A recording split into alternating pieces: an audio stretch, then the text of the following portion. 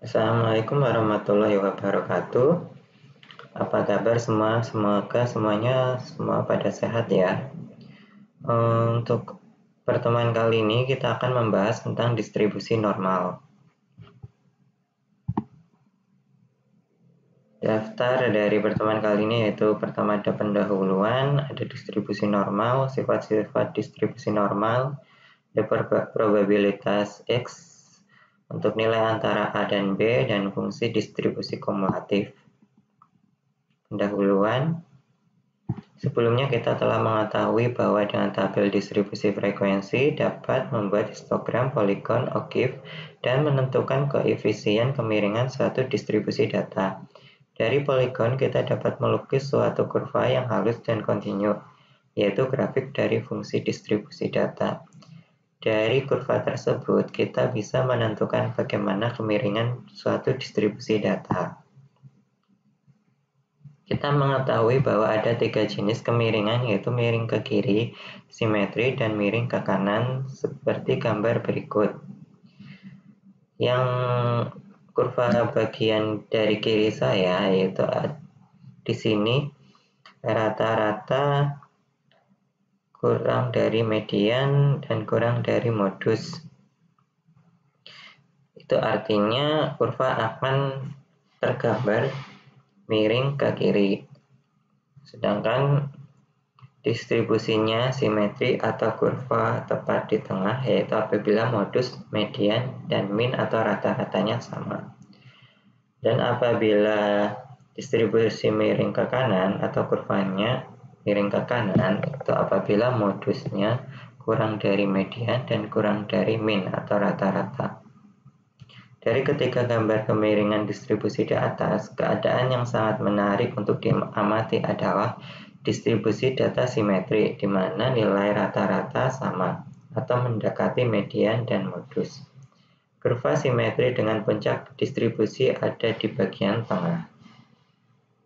Distribusi data seperti itu disebut distribusi normal. Ya, kita akan membahas tentang distribusi normal. Untuk distribusi normal merupakan distribusi kontinu yang sangat penting dalam statistik dan banyak dipakai untuk memecahkan persoalan. Distribusi normal juga disebut dengan distribusi Gauss. Kurva distribusi normal ditentukan oleh dua parameter, yaitu pertama rata-rata atau min dan simpangan baku. Rata-rata di sini dilambangkan dengan mu dan simpangan baku dengan sigma. Bila simpangan baku mengecil, maka bentuk kurva akan lebih rapat dan semakin runcing, dan sebagian X akan berkumpul atau mendekati rata-rata atau mu. Bisa kita lihat gambar di bawah ini, yaitu gambar kurva untuk distribusi normal. Jadi semakin dia mengecil atau rapat, X-nya yaitu akan berkumpul pada garis tengah ini. Sebaliknya, semakin besar sigma atau semakin besar simpangan baku, maka bentuk kurva akan semakin renggang dan tumpul, di mana sebagian besar nilai-nilai X akan menjauhi rata-rata.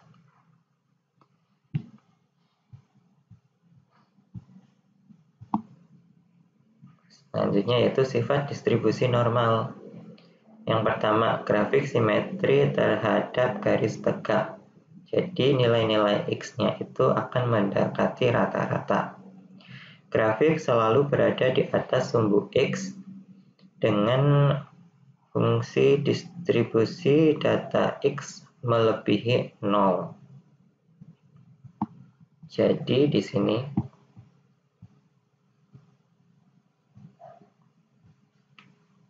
dia kurvanya akan berada di tengah sumbu X, tidak akan berada di bawahnya untuk distribusi normal. Lalu mempunyai nilai modus. grafiknya mendekati sumbu X tetapi tidak akan memotong sumbu X. Sumbu X merupakan garis batas atau asimtot. Jadi di sini kurva atau grafik bisa mendekati sumbu X, tetapi dia tidak akan melawan atau melewati sumbu X ini. Jadi dia tidak akan berada di bawahnya.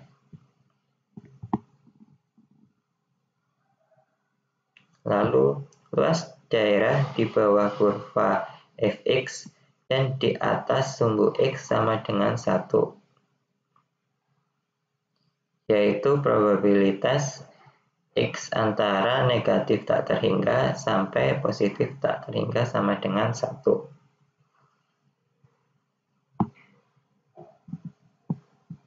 Jadi luas daerah akan berada di dalam sumbu, di dalam grafik atau di dalam kurva.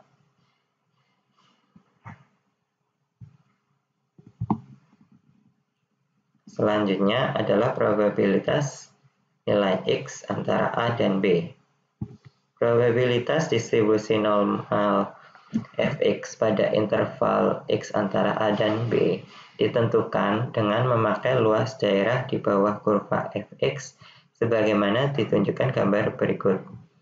Apabila diketahui A dan B, maka luas daerahnya yaitu yang terasir pada di dalam kurva berikut. Ini adalah luas daerahnya.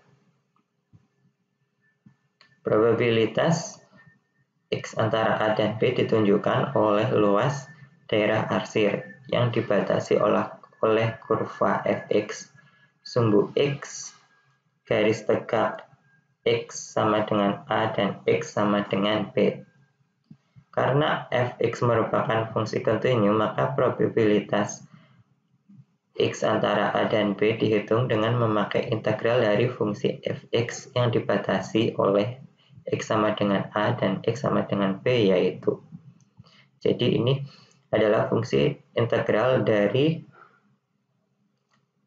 kurva fx atau distribusi fx.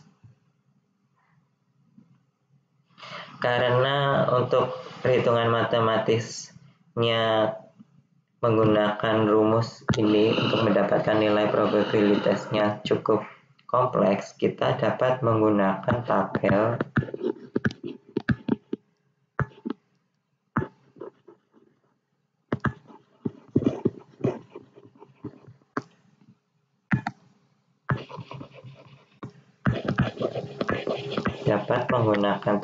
untuk mengetahui nilai dari probabilitas X antara A dan B.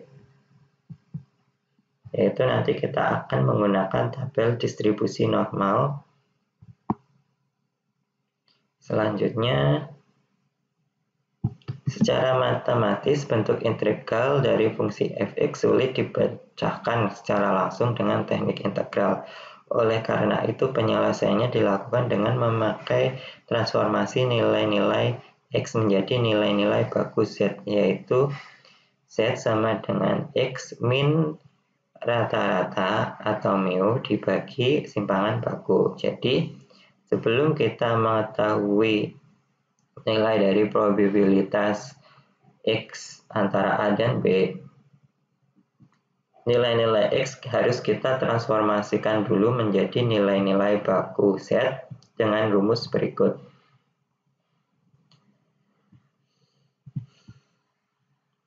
Di sini, dengan transformasi tersebut, kita peroleh distribusi normal Z dengan nilai-nilai rata-rata 0 dan simpangan baku 1, atau ditulis N dari kata normal dengan X 0,1, I-nya 1.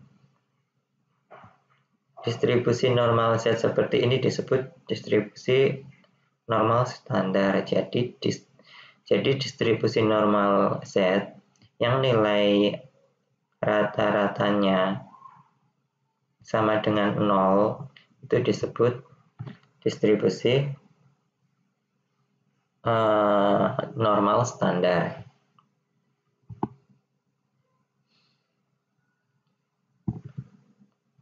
Di sini dapat kita lihat untuk fungsi distribusi Z yaitu sama dengan sesuai dengan rumus yang ada di sini, di mana Z itu antara, jadi ini setelah ditransformasi fungsi distribusi Z-nya seperti ini, dan nilai Z itu antara datar hingga negatif sampai datar hingga positif.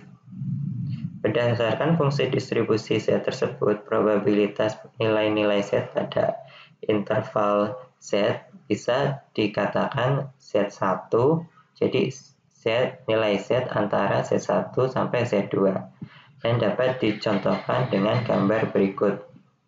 Di sini ada Z1 dan ada Z2.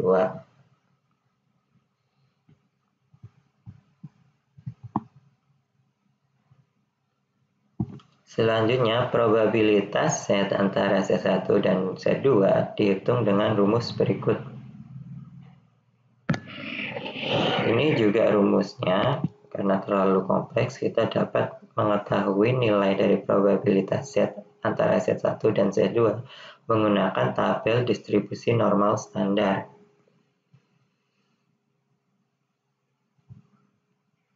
Berdasarkan integral fungsi distribusi normal tersebut, probabilitas Z antara Z1 dan Z2 dihitung dengan memakai tabel distribusi normal standar.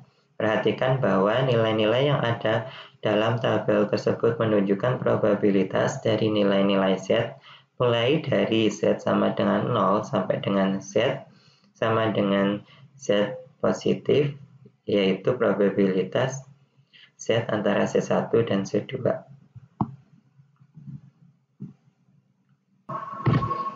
Oke, kita masuk ke soal berikut. Tentukan probabilitas dari nilai Z antara 0 sampai 1,54 dan B, probabilitas nilai Z dari min 2,53 sampai 0. Jadi pertama, gunakan tabel distribusi normal standar.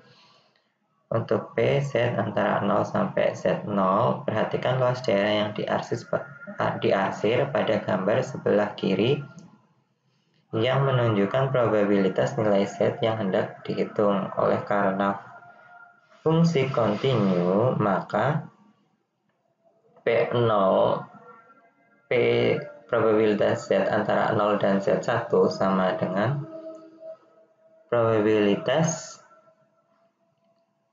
Jadi di sini ada 0 kurang dari Z kurang dari Z1 sama dengan 0 kurang dari sama dengan Z sama dengan kurang dari sama dengan Z1. Oke. Misal kita mencari nilai probabilitas nilai Z antara 0 sampai 1,54. Kita gambar dulu untuk ininya, kurvanya. Oke.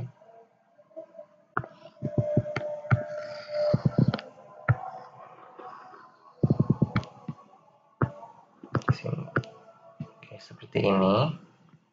Di sini 0 sampai 1,54. Di mana untuk minnya rata-ratanya 0 ada di tengah ya. Di tengah sini. Lalu 1,54. Kita andai-andai 1,54 ada di sini. Agak susah gambarnya. 1,54. Oke, 54 ya. Jadi ini antara 1,54 itu ada luas daerahnya. Dari tabel diperoleh probabilitas Z antara 0 sampai 1,54 sama dengan 0,4382. Untuk cara membaca tabel nanti akan saya terangkan pada video selanjutnya. Lalu untuk permasalahan yang kedua yaitu mencari nilai Z antara min 2,53 sampai dengan 0.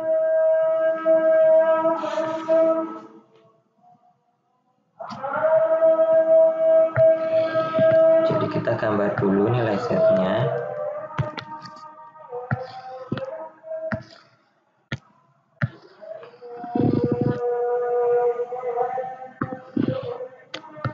Nah, 0 sampai min 2,53.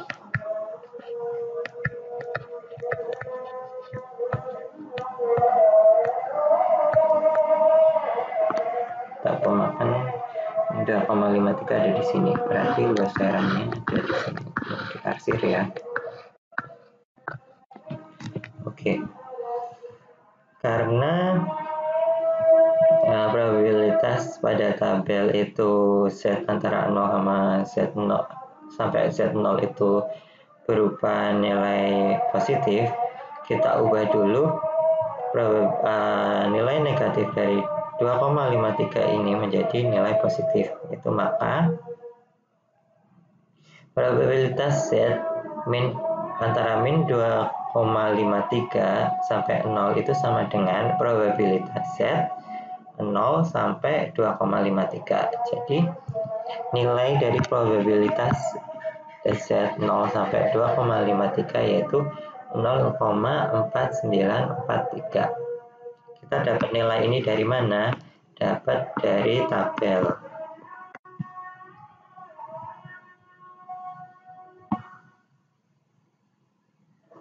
Selanjutnya untuk mencari probabilitas Z antara nilai min 1,262 sampai 1,62.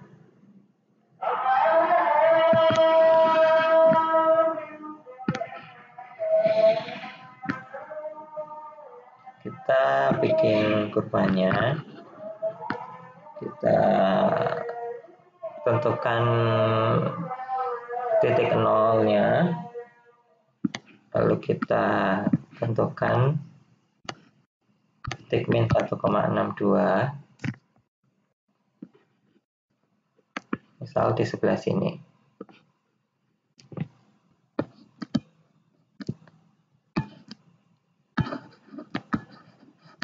Oke, berarti luas daerahnya ini. Karena probabilitas Z antara min 1,2 sampai 0 itu sama dengan probabilitas Z antara 0 sampai 1,62, maka untuk mencari probabilitas nilai Z antara min 1,62 sampai 1,62 sama dengan 2 kali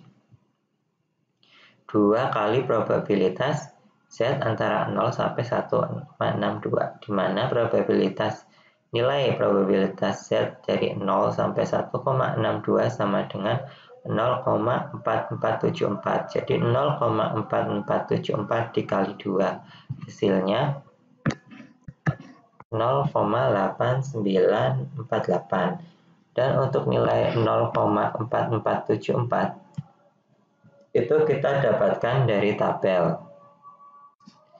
Oke, untuk soal selanjutnya, yaitu untuk mencari nilai probabilitas Z antara min 2,75 sampai min 1,52. Kita gambarkan dulu kurvanya.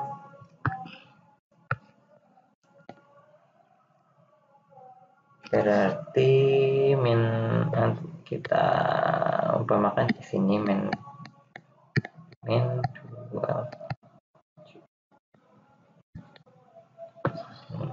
di sini min 1,5.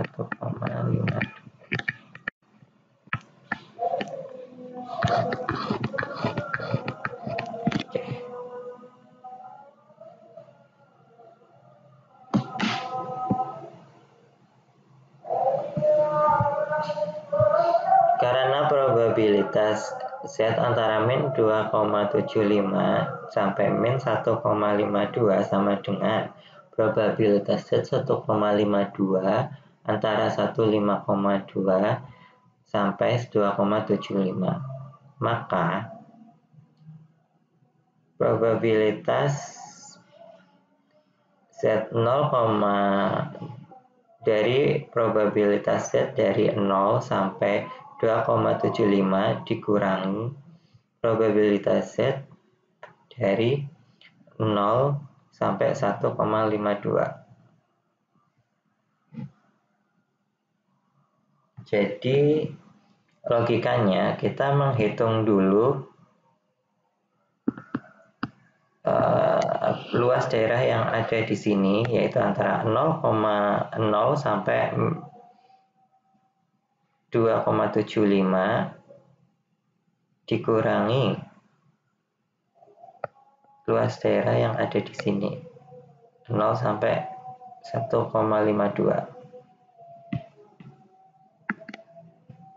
Sehingga nanti akan kita temukan luas daerah yang ada di sini. Oke, yang ini ya.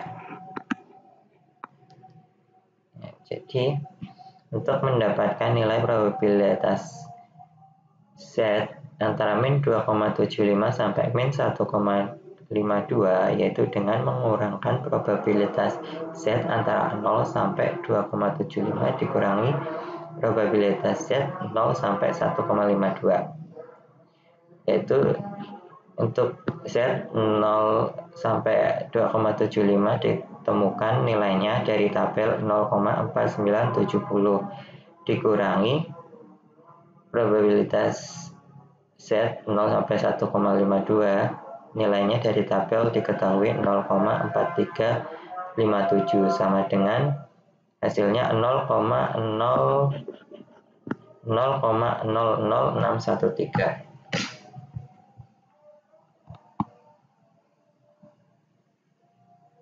Sorry,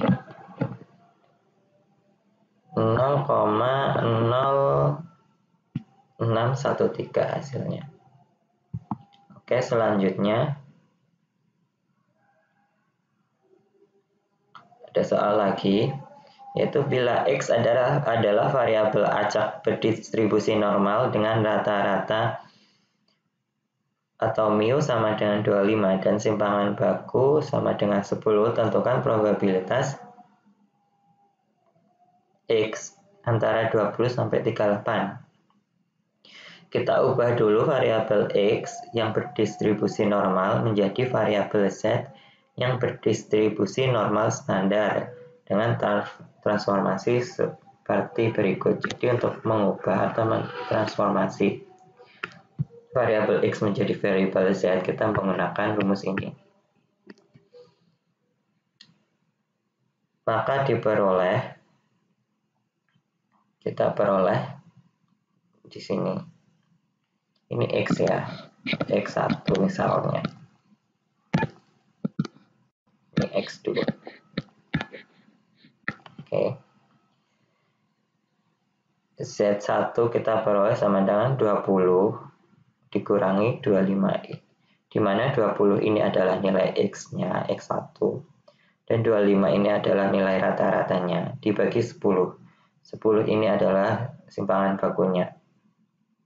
Ketemunya untuk Z1 sama dengan min 0,5, dan untuk Z2 sama dengan 38, yaitu X2-nya dikurangi 25 dibagi 10 sama dengan 1,30.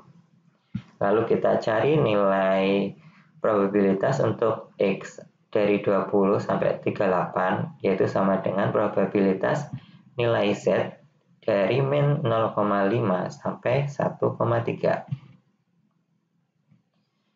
Di sini berarti nilai P min 0,5, nilai probabilitas Z dari min 0,5 sampai 0 ditambah probabilitas Z dari 0 sampai 1,3.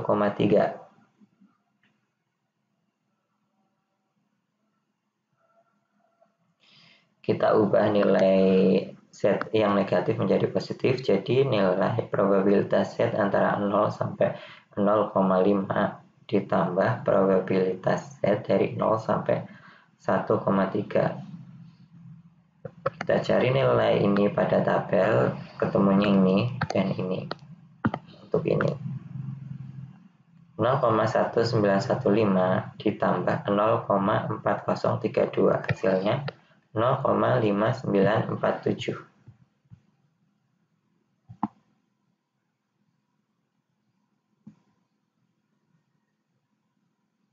Kita masuk ke fungsi distribusi kumulatif. Bila variabel random set berdistribusi normal standar dengan fungsi padat probabilitas Fz, maka fungsi distribusi kumulatif dari set yang ditulis Fz dirumuskan sebagai berikut. Jadi untuk fungsi distribusi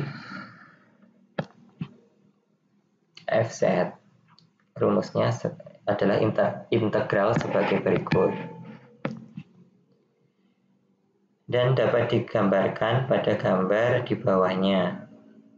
Seperti ini.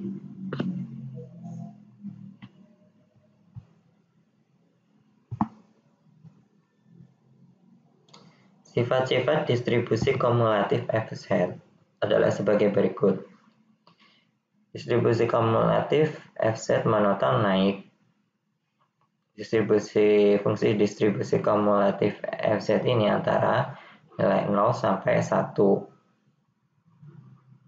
Dan untuk fungsi distribusi terhingga negatif sama dengan limitasi dari fx sama dengan 0, dan fungsi distribusi kumulatif untuk nilai tak terhingga positif sama dengan limitasi dari fx sama dengan 1. Jadi ini 0, antara 0 dan 1. Untuk probabilitas Z antara Z1 dan Z2 dihitung dengan memakai rumus berikut, yaitu apabila probabilitas Z antara Z1 dan sampai Z2 sama dengan probabilitas Z kurang dari Z2 dikurangi probabilitas Z kurang dari Z1 sama dengan probabilitas Z2 dikurangi probabilitas Z1. Nilai-nilai probabilitas dari fungsi distribusi kumulatif dari distribusi normal standar terdapat dalam tabel distribusi kumulatif normal standar. Jadi kita daripada kita nanti menggunakan rumus ini karena perhitungan matematisnya terlalu kompleks, kita bisa lihat hasil nilai dari probabilitas Z menggunakan tabel distribusi kumulatif normal standar. Untuk contoh soal distribusi kumulatif, misalnya di sini kita akan mencari probabilitas untuk nilai Z antara min 1,43 sampai 2,53. Kita cari dulu fungsi distribusi kumulatifnya, yaitu fungsi distribusi kumulatif 2,53 dikurangi fungsi distribusi kumulatif min 1,43. Lalu untuk mencari nilai dari fungsi ini, kita bisa lihat tabel. Untuk 2,53 hasilnya yaitu 0,9943. Untuk min 1,43 hasilnya yaitu 0,0764. Dan dikurangi hasilnya menjadi 0,9179. Untuk soal kedua sama saja. Untuk mencari nilai dari probabilitas antara min 0,5 sampai 1,3, yaitu kita cari distribusi kumulatif dari 1,3 dikurangi distribusi kumulatif dari min 0,5 sama dengan 0,9032 dikurangi 0,3085, hasilnya 0,5947. Demikianlah pertemuan 11 kita kali ini. Terima kasih atas perhatiannya. Jangan lupa untuk dipelajari materinya. Wassalamualaikum warahmatullahi wabarakatuh.